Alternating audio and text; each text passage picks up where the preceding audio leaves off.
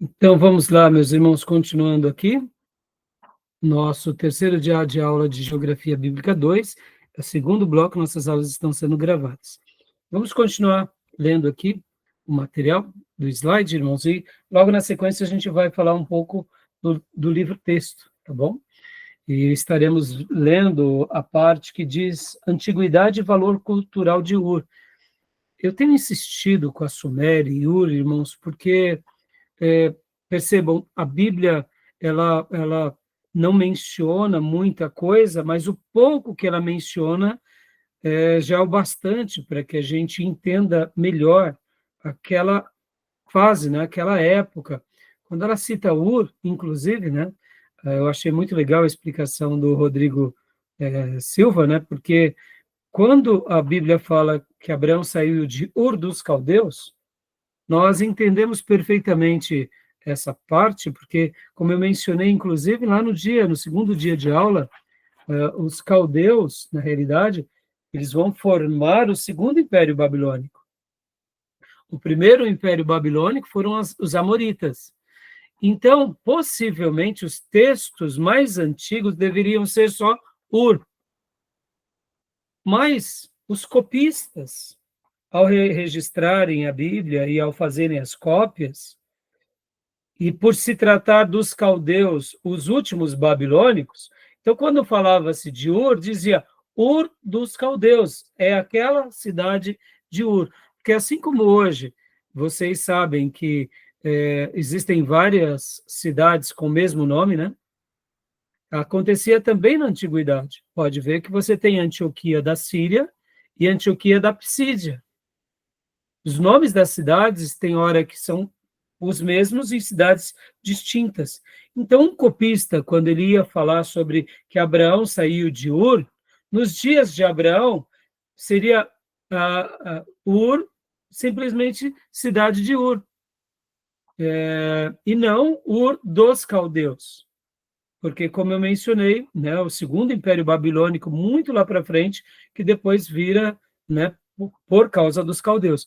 E a explicação do Rodrigo Silva foi muito interessante, porque é como dizemos hoje, né? Por exemplo, Pedro Álvares Cabral descobriu o Brasil. Mas espera lá, nos dias que ele descobre aqui essa terra, não tinha ainda o nome de Brasil. Então, ele descobre um continente na América do Sul que eles chamaram de tal lugar. Mas hoje, os nossos professores, quando estão alfabetizando uma criança, ou estão falando, ensinando história, eles já dão o fato como feito. Então, isso não altera o registro bíblico, né? Possivelmente foi algum acréscimo de copista, mas isso fica muito claro para nós, né? Tá bom? Então, é bem interessante, né? A gente fala isso o tempo todo, né? Pedro Álvares Cabral descobriu o Brasil e Colombo descobriu os Estados Unidos, descobriu a América do Norte. Mas, não, na época que Colombo descobre a América do Norte, chamou de outro nome. Então, esse tipo de coisa vai acontecer um pouco, e a explicação seria essa, né? Muitas vezes nós falamos no presente, os acontecimentos presentes, de um fato que no passado era distante, ou era desconhecido, mas isso não altera a cidade de onde ele sai, né? Tanto é que pode ver que Abraão sai de Ur, a gente já viu no mapa Ur, né? Inclusive, vou até mostrar agora, porque é muito legal, mais uma vez, vamos pegar aqui no nosso Google Earth, Ur, Suméria, é muito interessante, né? E eu quero mostrar para vocês as duas cidades de Abraão. Deixa eu compartilhar rapidamente aqui. Olha só que legal.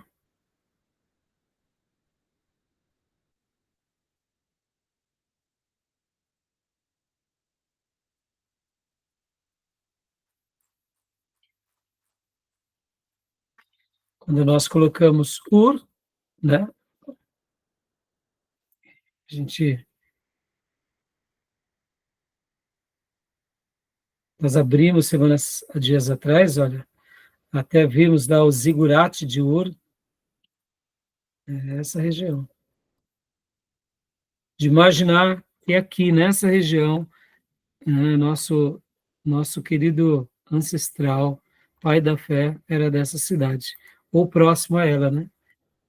E hoje a gente tem esse privilégio de poder ver aqui, né, né, esses, esses detalhes da arqueologia. Tá vendo?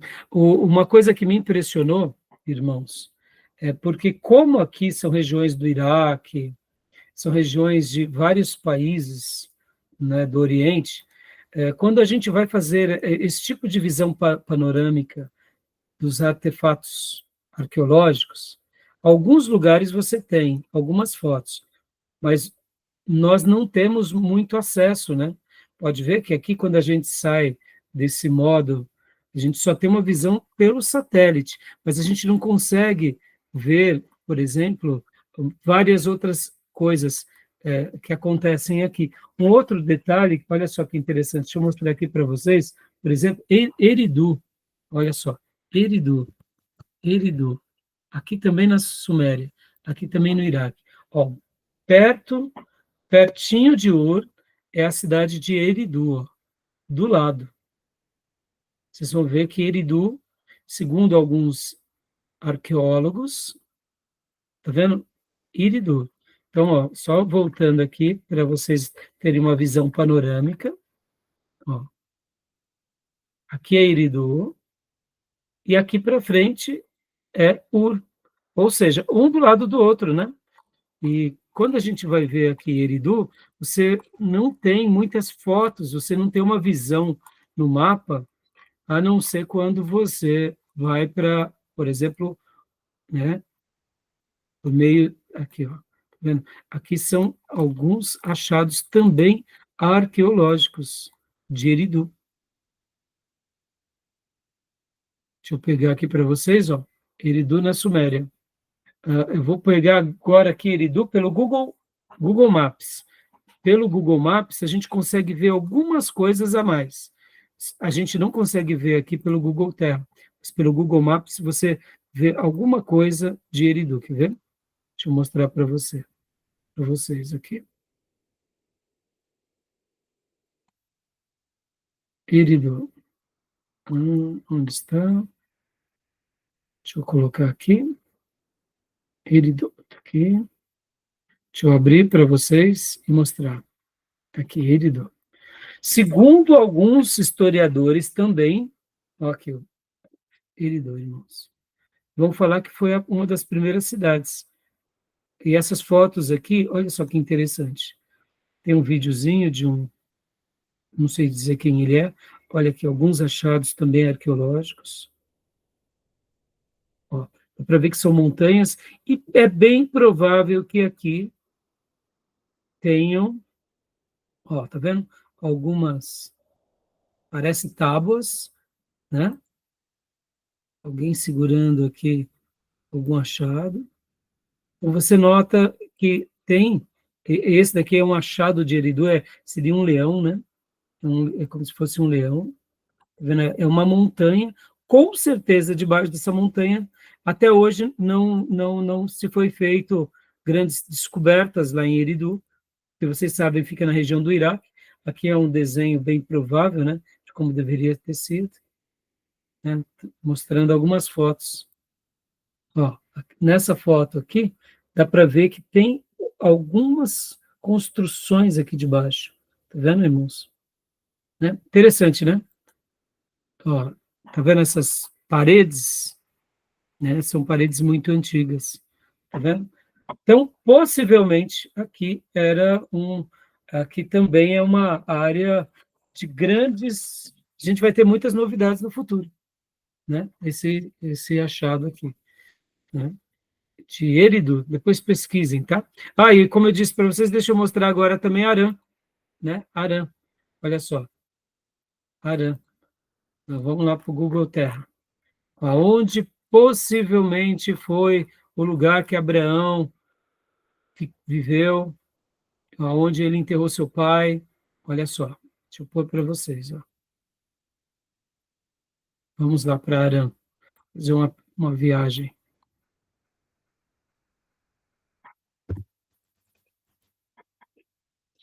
Fica na Turquia. atualmente. Vamos lá, em Arã. Olha que interessante. Ainda hoje,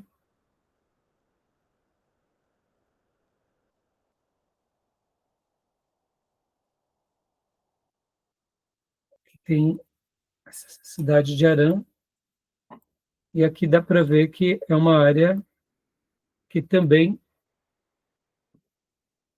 deduzo estarem fazendo aqui escavações e coisas do tipo, né? Eu tentei muitas coisas, deixa eu pegar aqui, tem vezes que a gente consegue alguns acessos, né? Ó, são ruínas antigas, tá vendo? Ruínas antigas de Arã. Então, é uma área repleta de ruínas. Como é na Turquia também, irmãos, e é um país muçulmano, a gente acaba tendo muita dificuldade, né, com relação às descobertas arqueológicas, né? Podem ver que essa é ó, uma área bem preservada, né? Ao redor aqui, algumas cidades, né? E aqui é uma área de descoberta arqueológica, tá bom? Então, vamos lá, voltando para os nossos slides. Se divirtam com o Google Terra, né? Com o Google Earth, que dá para a gente aprender bastante também com ele. Então, continuando aqui, irmãos, rapidamente. Beatriz, tem a bondade, perspectiva da nova a arqueologia, nós já lemos, né? Dê para nós aqui o próximo slide, por favor, né? Ó. Métodos arqueológicos. Estratigrafia estabelece uma cuidadosa distinção entre vários níveis em que havia vestígios humanos. Capa de humus, não dá para ler ali, ó. Isso, aqui está tudo em castelhano, irmãos, mas são palavras assim, mostrando as divisões, né? E o trabalho que eles têm ao fazerem arqueologia, tá bom? Então, é muito difícil, né? É um trabalho muito complicado. Pode ler para nós, por gentileza? Próximo slide. Tipologia cerâmica, método usado para a datação. Destaca-se a contribuição de Petri. Então, como eu mencionei, meus irmãos, muitas vezes um caco de cerâmica ou, quem sabe, um escrito numa pedra muda todo um contexto, né? Aqui é o grande, vamos dizer assim, irmãos, aqui é onde a ciência realmente pôde reconstruir a história com veracidade, porque até o carbono 14 era muito difícil a gente ter uma aproximação de que época era aquilo. Porque, irmãos, olha só que interessante, né? Quando a gente começa a falar de achados arqueológicos, sempre um imperador, um general, né, uma família nobre que, por acaso, passasse numa dessas regiões e, por acaso, descobrisse algo, era tudo muito difícil. Quando eles achavam, né, principalmente nessas regiões aí da Mesopotâmia, você tem que lembrar que a parte norte, que fica ali perto da Turquia, logo no começo da Mesopotâmia, é mais seco, não tem tantos, tem os rios Tigres e Eufrates, mas não sofre das mesmas coisas que a parte mais já sul sofria, porque a parte sul, dependendo das cheias, tinha inundações, e como foram séculos e séculos e milênios, então quando alguém achava algo, né, como a gente viu lá, por exemplo, lá em Ur, em Eridu, principalmente em Ur,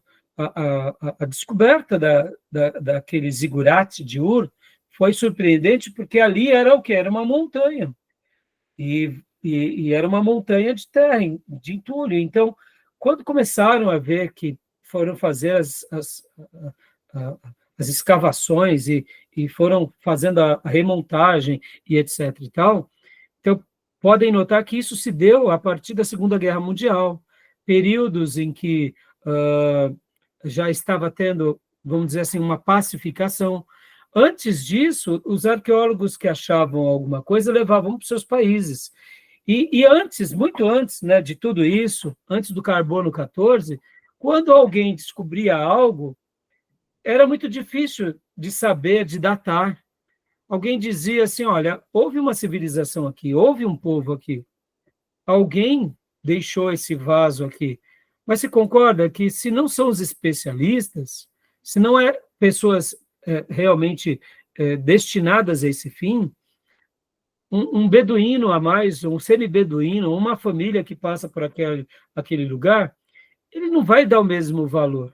Ele vai ver ali uns cacos, umas telhas, uns vasos, vai achar que é uma antiguaria qualquer. Então, com o carbono 14, tudo mudou, né? Leia para nós, irmã, por gentileza.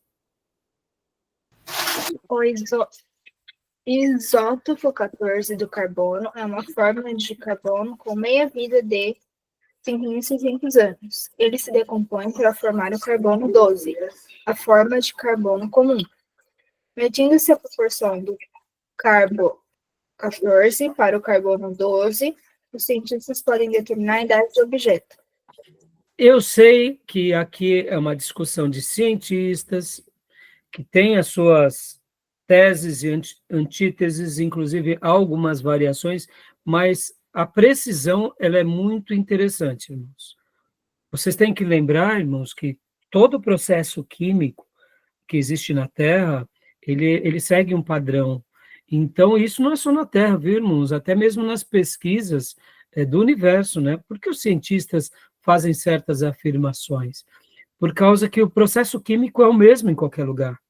Né? Então, assim, dá para se confiar? Dá para se confiar, e foram feitas muitas descobertas, e inclusive, por exemplo, certos achados de certas culturas, de certos personagens bíblicos, quando a Bíblia falava que ele vivia em tal período, as provas do carbono 14 chegaram muito próximo.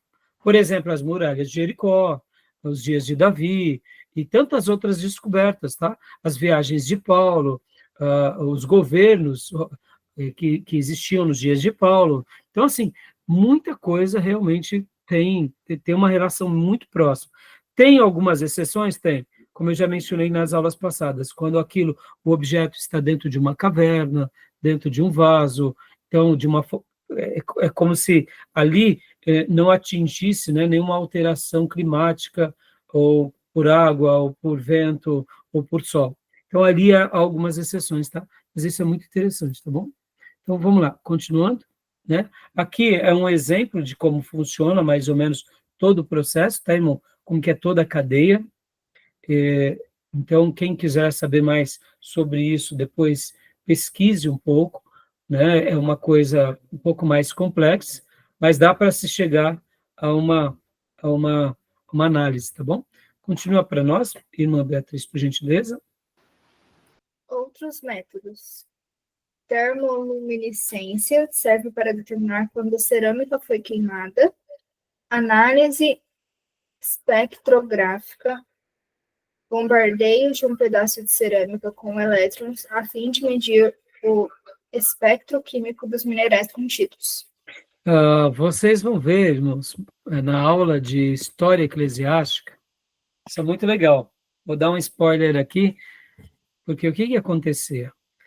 Logo depois que os imperadores romanos disseram que o cristianismo seria a religião oficial, vocês vão aprender, né, sobre a influência dos patriarcas, e alguns desses patriarcas, eles vão ser chamados de bispos, e eles vão se autodenominar os bispos dos bispos, é onde surge a figura do papado. Na história do cristianismo, na história eclesiástica, na idade chamada Idade Média, alguns documentos foram forjados. Por exemplo, por volta do ano 1000, para se justificar algumas cruzadas, ou para se justificar que aquelas terras eram terras cristãs, então alguns religiosos fizeram como se fosse um texto, por exemplo, vou dar um exemplo aqui, é só aleatório, tá? Como se Constantino ou Teodósio, que foram os imperadores romanos, estivessem doando terras à igreja com sede em Roma. Então, Porque esses documentos foram documentos forjados, e por que sabemos que eles foram forjados? Porque depois, ao se estudar esses documentos, a gente vê, por meio, né, de pesquisa científica, que foi uma maneira de, vamos dizer assim, de justificar as conquistas, ou de querer tomar de volta aquelas terras, ou se apropriar delas. Por exemplo, irmãos, vocês vão aprender história eclesiástica, que muitas terras ficaram em nome do Estado, em virtude das guerras, e depois a igreja passa a se apropriar dessa terra. Mas como validar que essa terra era da igreja agora? A melhor coisa era que se alguém no passado tivesse passado uma escritura de doação. Estão entendendo? Então, essas pesquisas aqui científicas, elas acabaram fazendo com que esses documentos viessem à tona já eram questionados na época, já havia suspeita, mas mais do que nunca veio a comprovação. Então, assim, só para vocês terem uma ideia, como esse estudo ele é importante, entendeu? Lá em História Eclesiástica, a gente vai ver alguns exemplos disso, tá bom? Então, aqui, meus irmãos, olha, o trabalho de campo é uma pesquisa Intel, usado o teodolito para medir elevações na superfície, né? Ou seja, o magnômetro torna possível a detecção de irregularidades no campo magnético da Terra, detecta anomalias no solo. Radar de penetração do solo, é aqui que eu também estava dizendo há pouco no primeiro bloco, irmãos. Hoje, só para vocês terem uma ideia, né, as empresas que fazem descobertas de petróleo, muitas vezes eles usam de pesquisas, claro que não é exatamente esse, mas é como se fosse um radar quase parecido com esse, que eles emitem é como se fosse uma sonda, né? E aí eles, em virtude dos seus estudos, eles conseguem, por causa desses radares, saber se naquele solo provavelmente haverá petróleo, porque tem uma reação, né? Segundo os estudiosos, quando se emitem certos radares. Então, aí sim, eles vão fazer as sondas.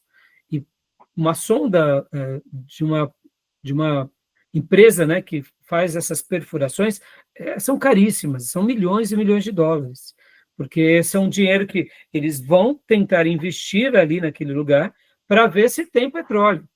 E depois, né, então quer dizer que é um investimento muito alto. Então, é por isso que eu digo assim, que um dia, quem sabe, irmãos, a gente vai descobrir civilizações mais antigas, antediluvianas, com mais detalhes, né? Se realmente, como eu disse, por causa da tecnologia. Se não fosse a tecnologia, talvez a gente não chegaria a esse conhecimento, né? Por causa dessas questões eletromagnéticas, né? Que nem o radar de penetração do solo. É um sistema de radar para a sondagem do solo, um pulso eletromagnético é transmitido para dentro do solo e refletido por qualquer obstáculo subterrâneo, né? É óbvio, irmãos, é óbvio que isso daqui só vai ser feito se aqui encontrarem minerais, né? Como ouro, joias preciosas. Senão, eles não vão querer ir atrás, né? Só para vocês terem um detalhe aqui, irmãos. Quando a gente fala, né, que existem jazidas de ouro no Amazonas, vocês acham que existem grandes jazidas de ouro no Amazonas? O que vocês acham? Né? Já Eu acho que que ouviram? sim. tem ouro e muito mais. Hã? Eu acho que tem ouro e muito mais. Tem ouro e muito mais também. Não é à toa que está cheio de ONG lá extraindo. Exatamente, Tomé. O que uma ONG está fazendo lá? Porque essas ONGs não estão na favela da Rocinha? Porque essas ONGs não estão no sertão nordestino? Porque essas ONGs não estão, eles estão ali preservando. Irmãos, guardem isso. Na geopolítica, tudo tem um interesse. Entendeu? Então, assim, há uma biodiversidade, há uma riqueza mineral, há uma riqueza animal, há uma riqueza de todas as ordens. A gente sabe que muitos remédios saem das plantas. Então, percebam, irmãos, mas essa questão aqui, a gente precisa orar em cima disso, para Deus, né, preparar para que nós possamos, sim, desenvolver o nosso país de forma aonde a população e o nosso país enriqueça, e não a gente seja saqueado, né? Só para vocês terem uma ideia, alguém já ouviu falar que na Amazônia há vulcão? Ouviram falar disso? Que no Brasil tem vulcão? Não, nunca ouvi dizer. Nunca? Depois pesquisem, viu? No Brasil se tem vulcão, né? No Brasil existem vulcões adormecidos, tá bom? Existem vários vulcões adormecidos. Mas, assim, só para vocês terem uma ideia, na Amazônia existe um vulcão gigantesco, depois, conforme for, eu mostro para vocês, gigantesco, que você nota que ele, num passado muito longínquo, ele já, hoje ele está inativo, mas se descobriu isso por causa do quê? Por causa dos satélites. Viram que havia ali uma cratera, e de uma forma muito interessante, logo no pico de uma colina, falaram, não, está parecendo ser um vulcão. E quando foram estudar, realmente era ali um vulcão há milhões de anos atrás. Então, existem muitas coisas que a gente nem imagina, meus irmãos, tá bom? A gente nem imagina, né, de tantas coisas que existem, tá? Só para a gente concluir agora, vamos lá, Beatriz. Bom, aqui, ó, desenhos de campo, preparação de desenho em escala de campo, ó, como que eles fazem na arqueologia, né, irmãos? Leia para nós, Beatriz, essa fala, por gentileza. Estratigrafia é o estudo da deposição sequencial de restos de ocupação humana em sítios antigos. Cada extrato é analisado e datado por seu conteúdo, cerâmicas, moedas, instrumentos ou outros objetos. Joia. E agora aqui o último slide, olha só. Então aqui a gente começa a ver como isso é complicado, né? Como esse estudo ele é complexo. Então, fica aqui esses slides para mostrar um pouco, né? Tudo isso que a gente está aprendendo aqui em aula, para a gente também, ao mesmo tempo, irmãos, que a gente está se divertindo, né? Aprendendo sobre tudo isso, para a gente não ficar muito ansioso no sentido de, puxa, eu quero saber de mais coisas. Então, né, lembre do texto que lemos há pouco, que aquilo que foi revelado é para nós e para os nossos filhos, e o que está oculto é oculto. E agora vamos para o livro-texto, meus irmãos, vamos para o livro-texto. Abram no livro-texto, na parte, logo, no meu livro antigo, né, na página 34, Antiguidade e Valor Cultural de Ur. Fica logo depois daquele texto que a gente fala sobre as descobertas de Mari. As descobertas de Mari. Quero ler com vocês.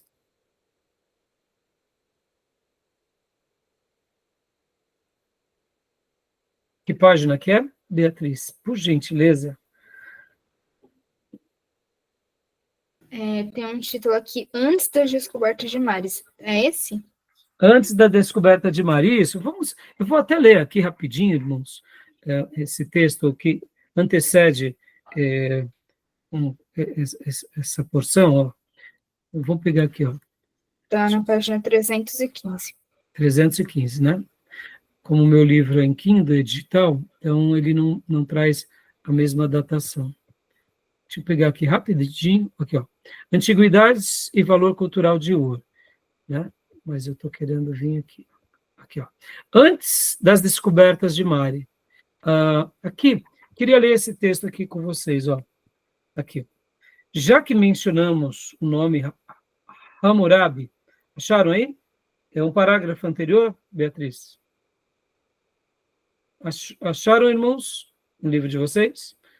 Então, eu vou pedir para... Sim. Então, leia para mim, irmã Elisângela, já que mencionamos o nome Hammurabi, eu queria ler esse texto só para vocês entenderem como uma descoberta arqueológica ela pode mudar, né, a datação. Leia para nós aqui, por gentileza.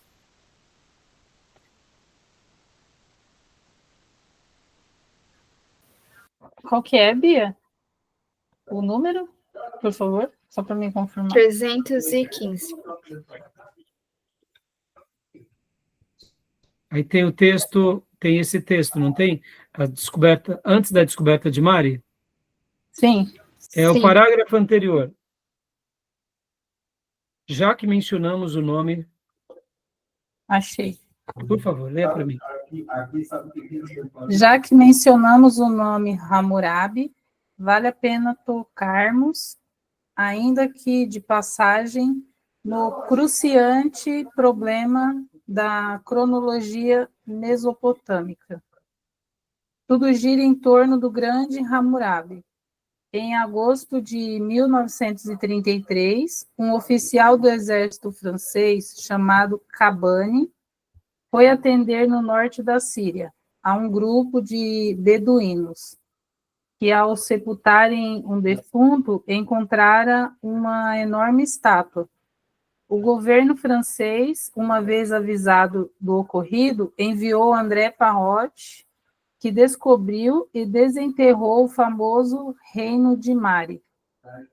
Os artigos cuneiformes deste reino, traduzidos por Parrot, propuseram um recuo de mais ou menos 2 séculos na cronologia da Mesopotâmia. Até aí. Olha só que interessante, irmãos, aquilo que eu falei para vocês. Lê essa última frase de novo, irmã, por gentileza.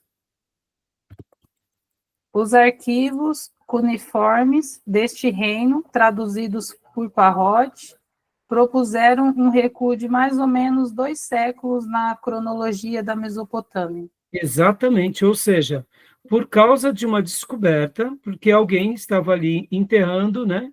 Foi fazer o seu sepultamento, viram alguma coisa, e logo ali houve toda aquela mobilização.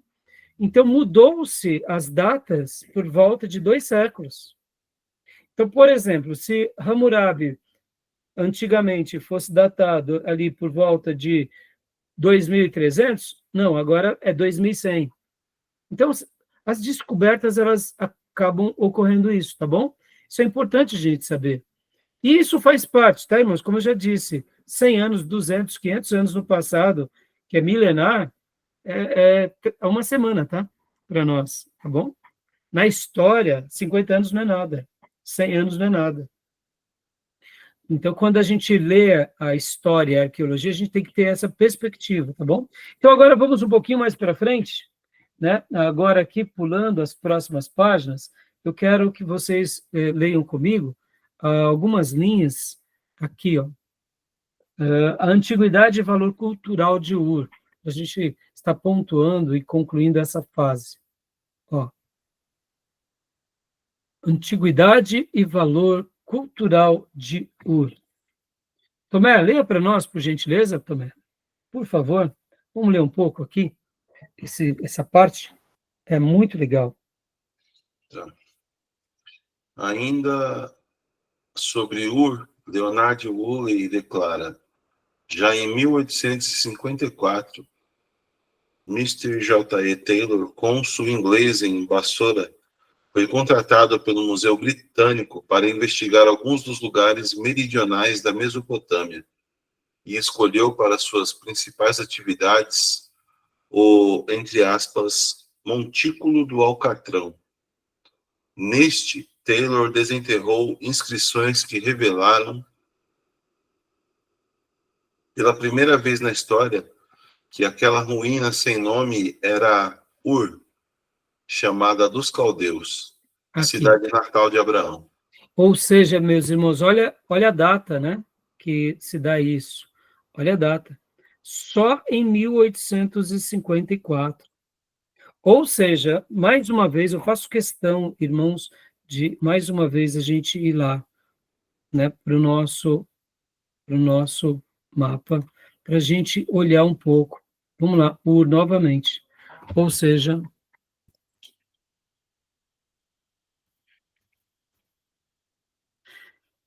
essa cidade só foi descoberta no século XIX. Então, tudo que se tratava de Ur até o século XIX, aqui, ó, opa, Então, né, podem ver que aqui temos várias cidades chamadas Ur também, né? Então, mas a gente está se referindo daquela que a gente viu há pouco, onde tem o zigurate de Ur, né? Não tinha sido descoberta. Uma outra informação super interessante, irmãos, possivelmente também aqui, né, a gente já está no Golfo Pérsico. As águas do Golfo Pérsico, provavelmente elas deviam subir mais, ou seja, essa região deveria ter águas em mais abundância até aqui nessa região norte, tá, meus irmãos? Então, assim, pensem vocês, irmãos, como essa descoberta foi valiosa, e a gente já viu bastante sobre essa questão, né, mas fiz questão de mostrar para vocês, para mostrar que é uma descoberta recente, né? 100 anos atrás, né? Aliás, 150 anos atrás. Isso na história não é nada, né? Tá bom? Então vamos voltar lá para o livro-texto. Eu quero agora... Bom, eu quero ler aqui com vocês, um pouco à frente. Pulando um pouco, Tomé, eu vou pedir para você ler aqui, aqui. A antiguidade, essa parte, esse parágrafo. Aqui, a antiguidade da Suméria, esse parágrafo que está logo a seguir. A antiguidade da Suméria e sua importância cultural para o mundo todo foi desenterrada por Leonard Woolley, sua esposa Catharine e sua equipe maravilhosa. Além das revelações feitas por Woolley em seu livro Ur, La Cidade de los Caldeus, já citado diversas vezes nesta obra, não subestimamos os assinalados trabalhos de François... É esse aí. Isso, tem problema. Eduardo... Peraí. Agora pode ler para mim outro parágrafo também, né? Porque você percebe, irmãos, muitos outros já estavam pincelando sobre essa região, mas não tiveram tanto êxito. E assim a arqueologia, irmãos. Muitas vezes uma pessoa ela vai iniciar algo que daqui a 2 décadas, 3 décadas, seus alunos vão ser os grandes protagonistas, né? Agora, lê aqui esse outro parágrafo, Tomé, o trabalho. O trabalho meticuloso desses assiriólogos e sumeriólogos forneceu a Kremer farto material para encerrar a polêmica sobre onde teria sido o berço da humanidade, o Vale do Nilo ou o Vale da Mesopotâmia. As evidências de antiguidade e superioridade cultural da Suméria foram tão grandes que a controvérsia sobre o assunto foi definitivamente encerrada.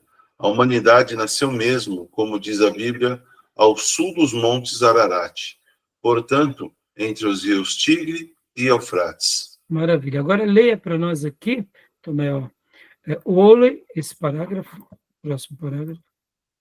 Woolley descobriu as sepulturas reais de Ur. As mais antigas datam de 3.500 a.C. Alguns delas podem atingir 5.000 anos. Essas sepulturas revelam que os cadáveres eram envoltos em esteiras ou colocados em urnas de argila. Eram sepultados com colares, faca, punhal, alfinetes e uma tabuinha de argila com o nome do morto. Fora da urna mortuária, colocava-se vasilhas com alimentos, armas e outros utensílios. Dá uma pausa aqui. Olha só que interessante, irmão. Se de fato, né, essas datas estiverem corretas, percebam, possivelmente eram gerações antediluvianas. A gente não fica falando isso com muita exaustão, mas aqui possivelmente, né, ou seja, gerações que viveram antes do dilúvio e depois as gerações que vieram a habitar nessas regiões, que podem ver que a arca para na montanha do Ararat, que é ali na Turquia com a Armênia, que faz divisa, né? Ou seja, ali os 3 filhos de Noé, Sam, Cã, Sem e Jafé, também vão popular naquela região e dão continuidade, né, à mesma região.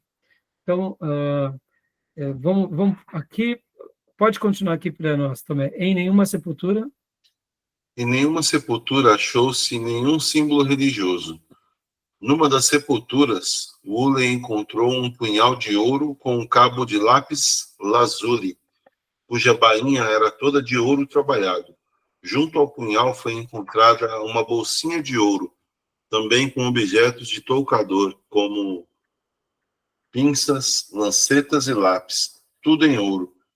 É assombroso pensar que 3.500 anos antes de Cristo, a mulher sumeriana já usava objetos e cosméticos que a mulher de hoje, salvaguardas as devidas diferenças, ainda usa. Dá uma pausa aqui, hein? Detalhe, hein, irmãos?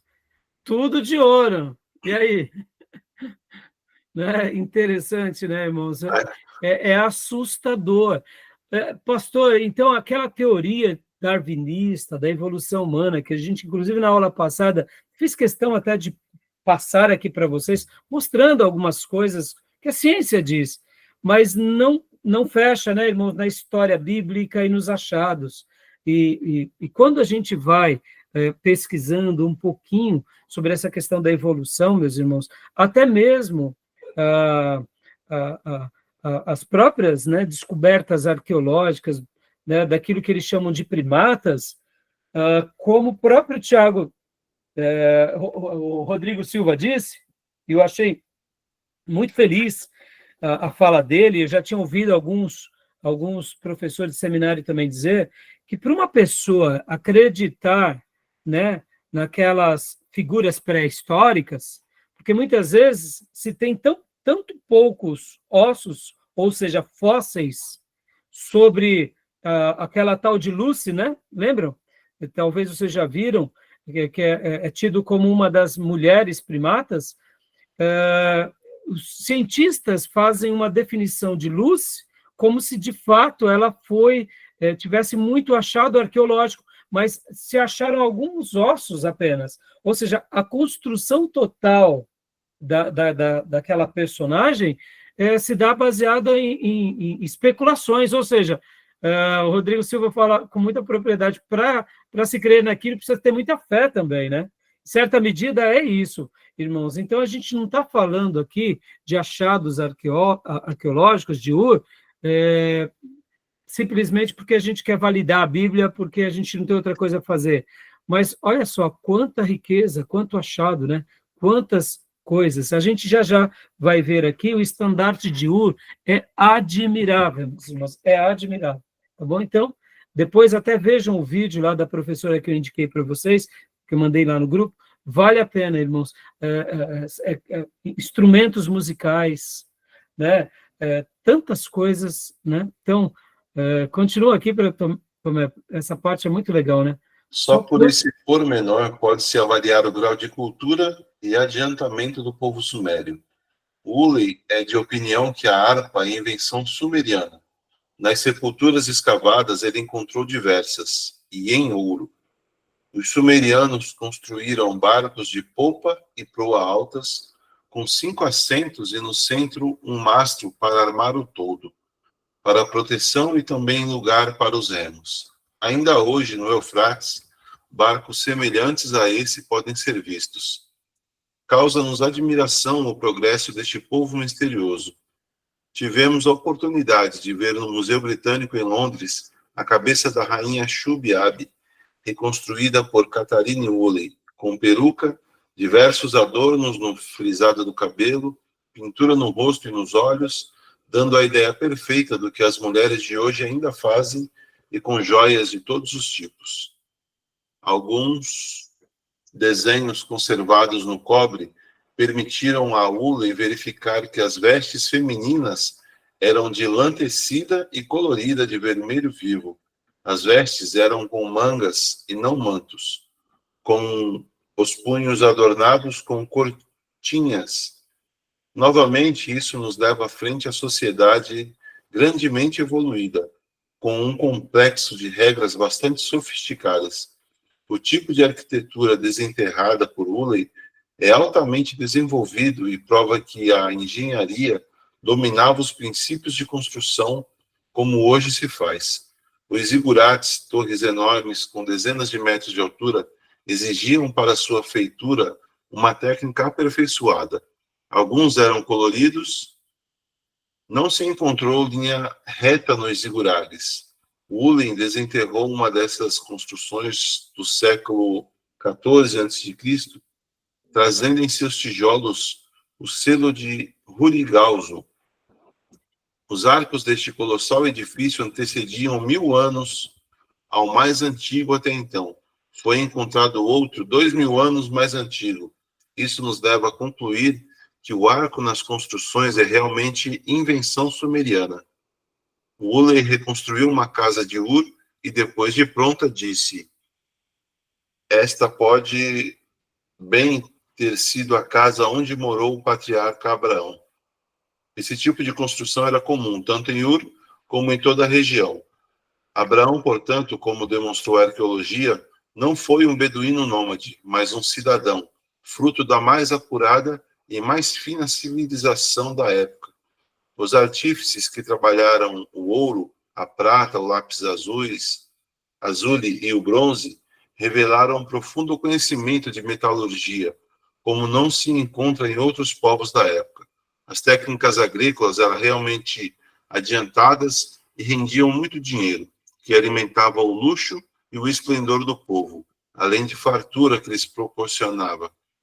Consequentemente, o comércio via terrestre ou fluvial era intenso, não só entre os estados autônomos da Mesopotâmia, mas alcançou a Anatólia e toda a orla do Mediterrâneo.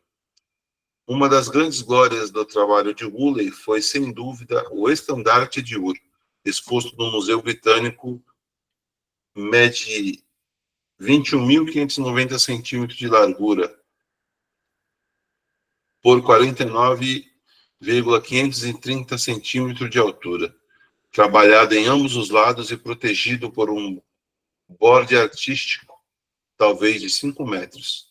Figuras nacaradas em silhuetas com detalhes gravados, incrustados em fundo de lápis lazuli, mostram alguns pontos ou vermelho.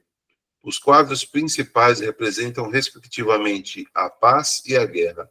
A descrição completa do, entre aspas, estandarte de Ur é detalhada em Uhlen.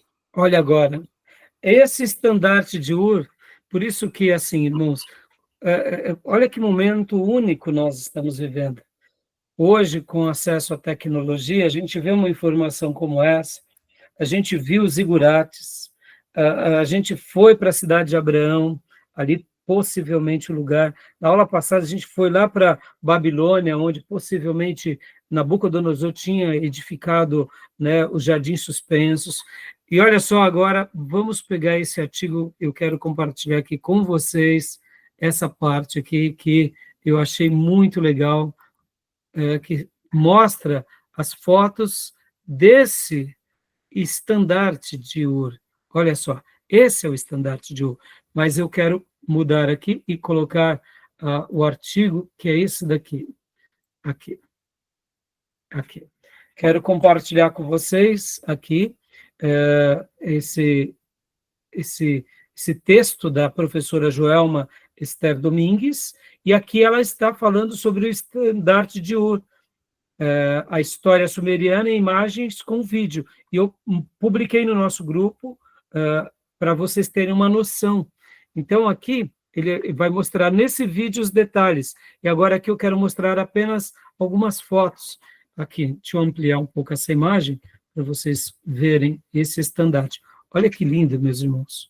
Olha que coisa linda, né? É um móvel, né? Olha só, estandarte de Ur.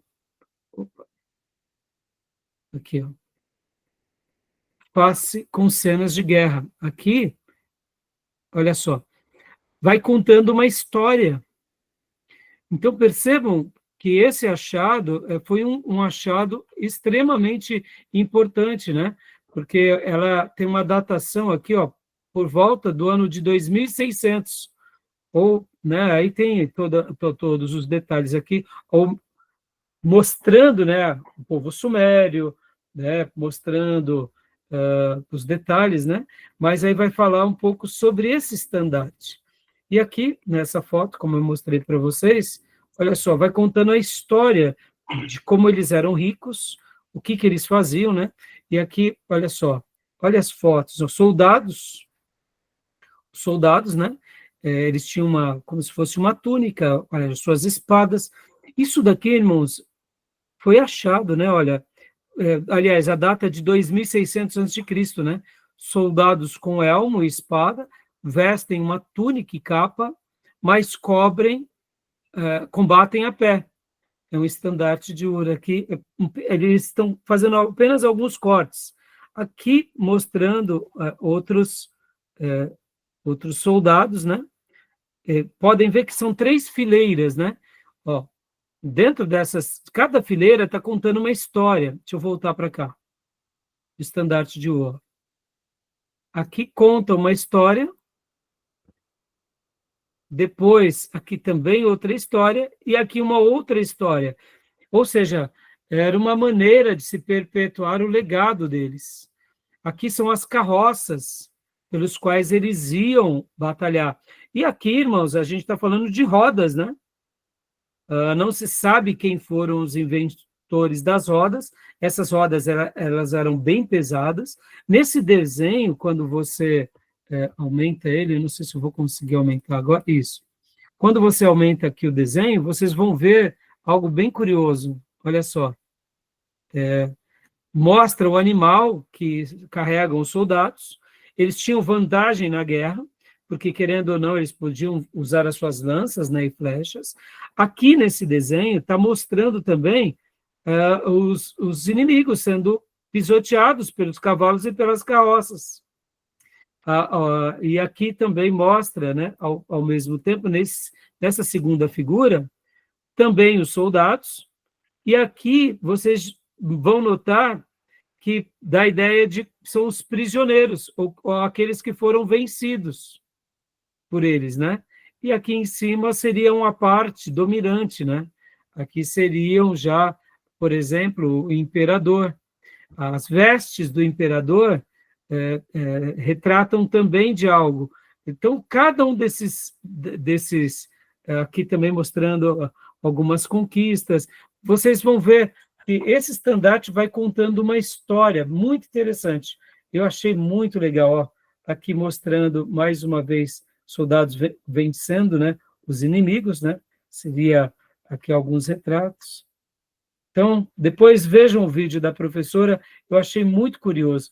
Eu acho que são dessas gravuras que alguns se fazem alguns desenhos, né? É muito familiar essas figuras, né? Olha os olhos, né?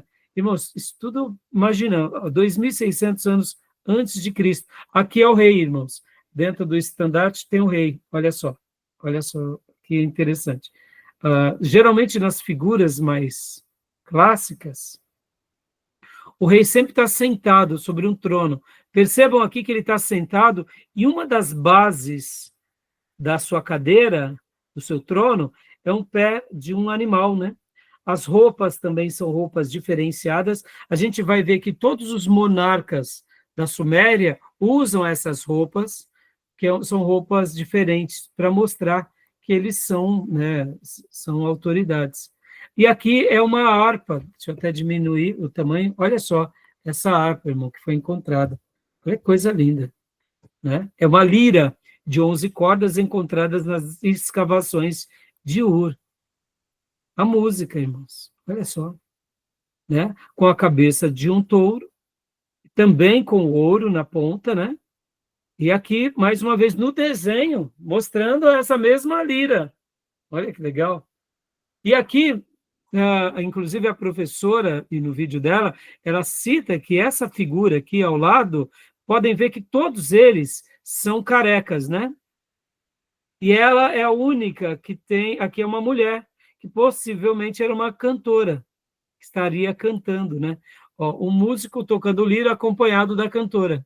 Olha só, pode ver que até o detalhe do cabelo eles colocam, né? Então, aqui é já a gazela, que possivelmente estava sendo conduzido ou por um sacrifício. Aqui é uma outra cena do touro sendo levado pelos chifres, possivelmente ao sacrifício, e o rebanho de cabras também. Então, depois assistam esse vídeo, é muito legal, gostei muito do material, já estou dando a fonte aqui também, né, desse site, né, que é ensinarhistoria.com.br, da professora Joelza Esther Domingos, tá bom? Gostei bastante. Legal, né, irmãos? O que vocês acharam? Muito Gostei. legal. Interessante. Fantástico, né? Irmãos, e agora, por isso que eu estou aqui, fico falando para vocês que eu fico que nem uma criança, né? Porque é uma delícia poder aprender essas coisas com vocês. É ou não é? É uma delícia a gente poder saber um Sim. pouco dessas histórias, conhecer um pouco daquilo que de fato aconteceu com, né, tantas pessoas. Então, né, muito legal, né? Tá bom? E para a gente encerrar agora, vamos falar um pouco da Síria, tá, meus irmãos? Da Síria, né? Vamos falar um pouco da Síria. E eu pretendo estar dando da Síria e dos hititas, né?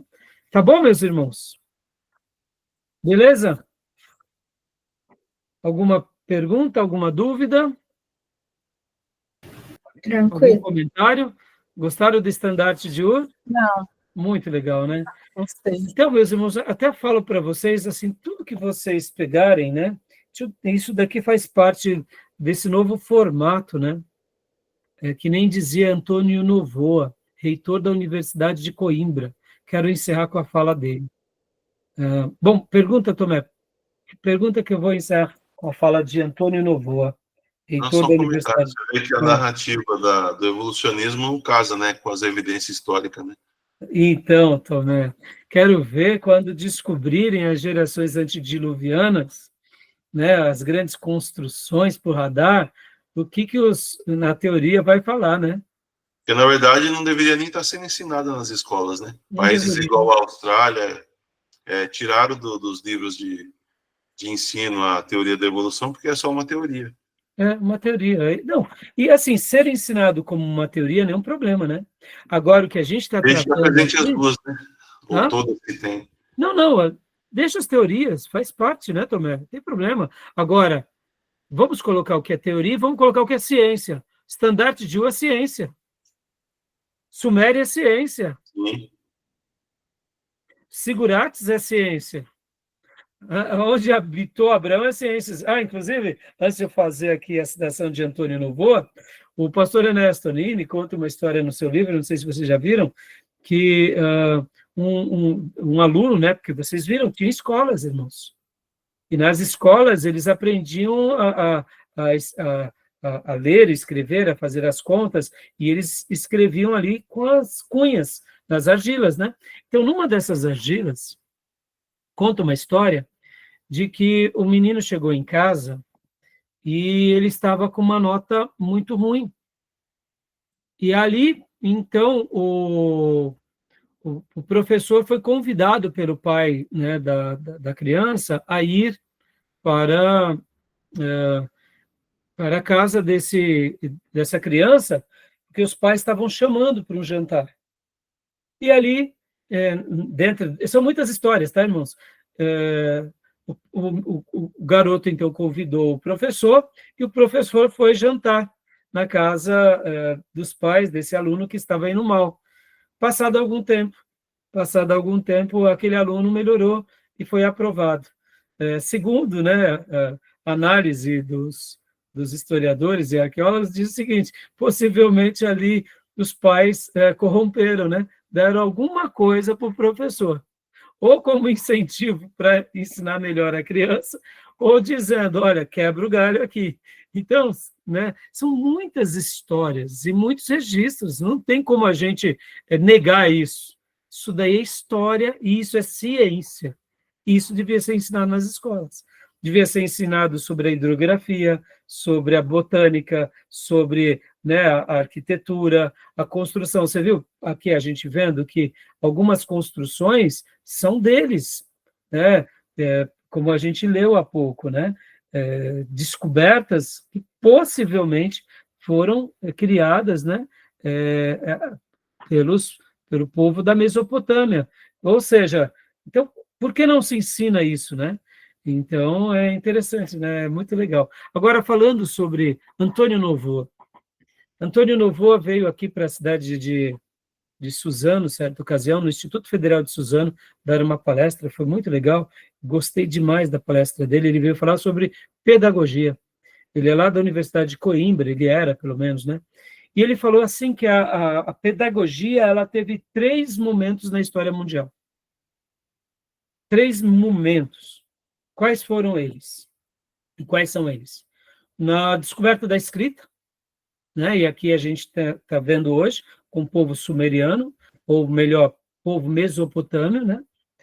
E então, quando se descobriu a escrita, mudou tudo, né? Porque a partir da escrita, aqueles que tiveram acesso ao texto escrito conseguiram, então, um protagonismo imenso, em escala, porque o conhecimento agora não era passado mais de uma geração para outra, mas agora era perpetuado por meio daquela escrita. Seja ela escrita em argila, depois escrita em papiro, em pergaminho, em couro, e aí vai. Então, ele fala o seguinte, que a história mundial teve 3 transformações na pedagogia. Na descoberta da escrita, aí ele vem e fala, depois da descoberta da imprensa. Porque aquela escrita em barro, a escrita em pergaminho, em papiro, a escrita em couro, agora, depois da descoberta da imprensa, se potencializou ainda mais. Ou seja, pode ver que a evolução do mundo acompanha isso. Né? Os povos que foram alfabetizados e tiveram o privilégio de aprender a ler, escrever, somar, dividir, calcular, ou seja, foram muito mais, alcançaram proezas que os outros não alcançaram. Então, primeira fase, a transformação da pedagogia na escrita. Segunda fase, agora na divulgação pela imprensa, pela a descoberta da imprensa, no sentido de você pode publicar em muita escala, né? Ou seja, você divulga muitos mais livros. Por exemplo, irmãos, imaginem o seguinte, o que eu tenho de livros aqui na minha biblioteca seria uma biblioteca de Ur.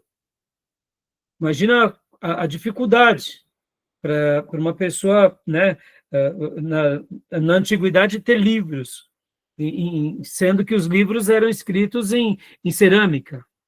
Então, imagina o espaço que se precisava ter. Aí, voltando. Então, já com a descoberta da imprensa, não é bem imprensa, Gutenberg, como que é o nome? Tomé, me ajuda aí a lembrar. Da gráfica, né? É imprensa, né? Eu acho que não está errado. Então, segundo Antônio Novoa, ele fala o seguinte, que o terceiro momento que a pedagogia está sendo mudado absurdamente, e a história mundial vai mostrar isso, é com a tecnologia. Pode ver, irmãos, essa aula aqui, a minha aula de geografia foi boa.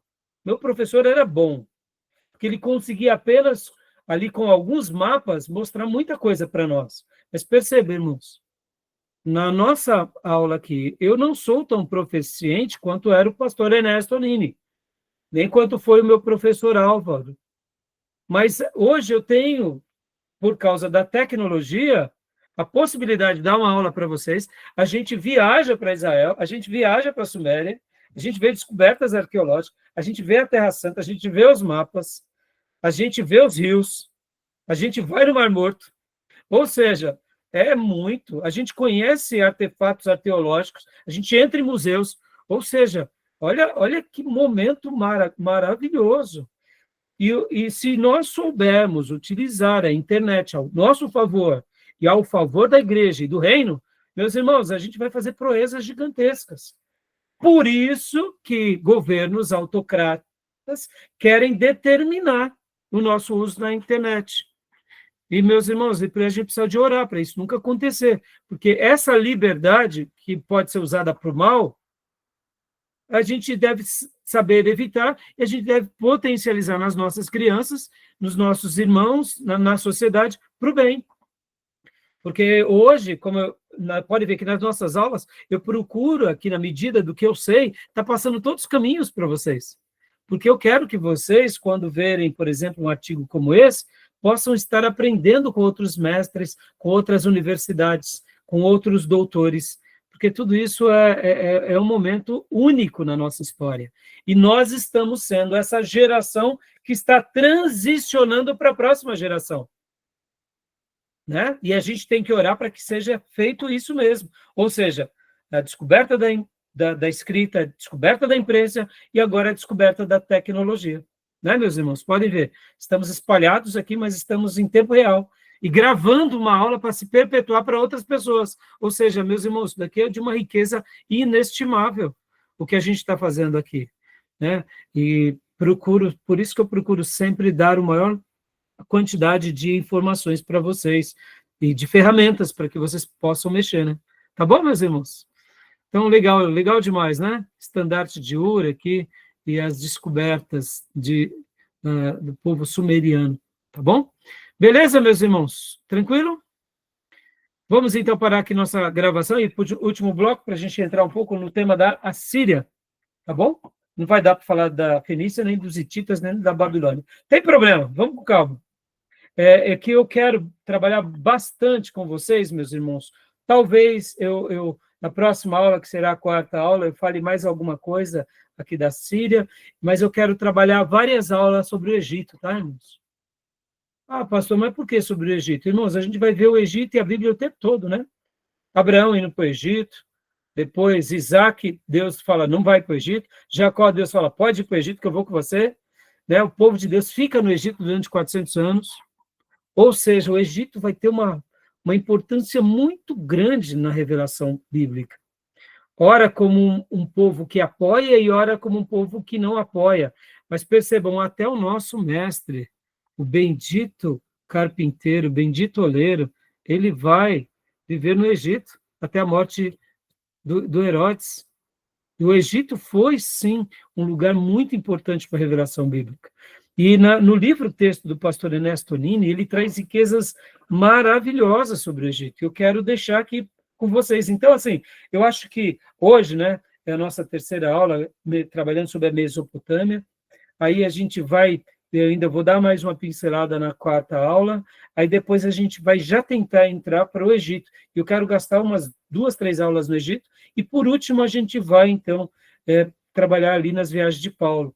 E nas viagens de Paulo, a gente já é uma coisa um pouco mais próxima a nós. Então, eu não vou gastar tanto tempo, porque depois, introdução ao Novo Testamento, a gente vai também falar, a gente vai trabalhar nos livros, nas cartas de Paulo. Então, quer dizer, a gente vai voltar a trabalhar sobre isso. E querendo ou não, em história eclesiástica também, a gente acaba falando bastante sobre a história da igreja, a igreja em Roma, a igreja, né, ali no Império Bizantino, a igreja na África. Então, quer dizer, a gente acaba mencionando muitas vezes, e como eu disse, do Egito e da Mesopotâmia, a gente quase não vai tocar mais no assunto, tá bom? Beleza, meus irmãos? Vamos para o último bloco? Então, eu vou fechar aqui para não ficar muito grande, tá bom? Alguma pergunta, alguma dúvida? Não? Vamos fazer o último bloco bem curtinho, tá bom? Então, vou parar aqui a gravação.